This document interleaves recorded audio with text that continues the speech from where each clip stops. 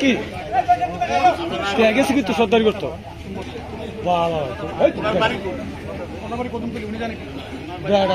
তোর কি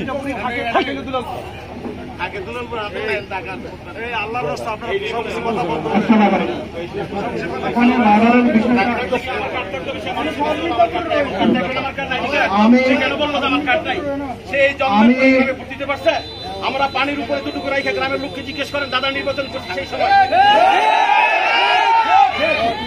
এখানে আমি আমরা